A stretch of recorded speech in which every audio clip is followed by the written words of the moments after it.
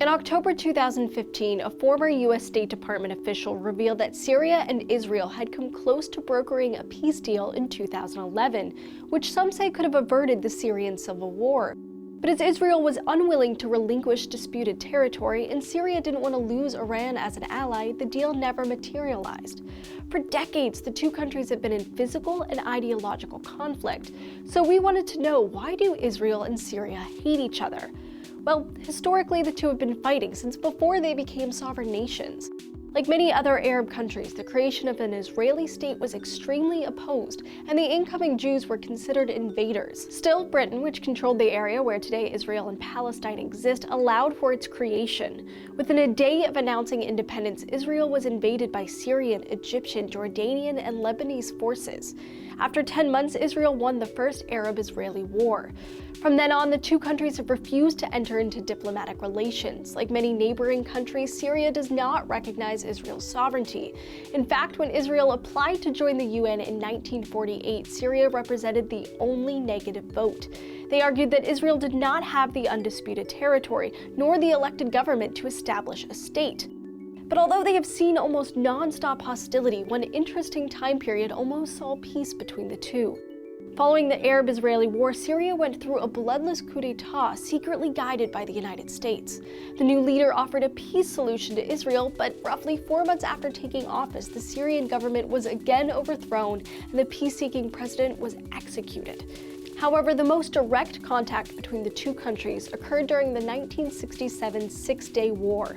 The war saw Israel annex the Gaza Strip, the West Bank, and Golan Heights from Egypt, Jordan, and Syria respectively.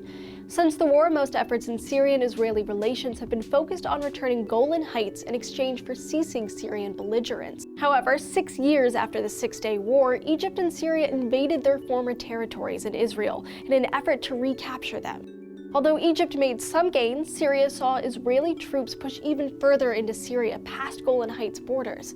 Although Egypt and Israel eventually came to a peaceful accord, Syria was thrown into a state of chaos. In the 1980s, while Israel was at war with Lebanon over the Palestinian Liberation Organization, Syria attempted to send in troops but was unsuccessful.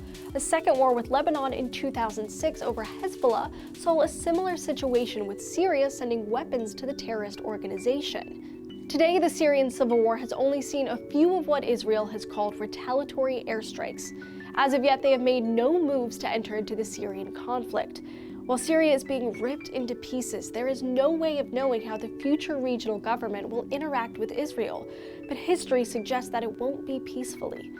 Syria is not a lone ranger in the Middle East when it comes to conflict with Israel. To learn about why Israel and Iran hate each other, check out our video right here.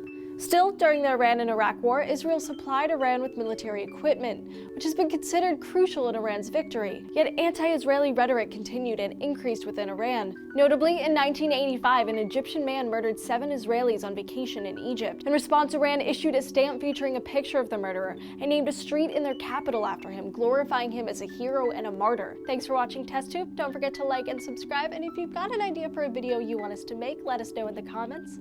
We'll see you next time.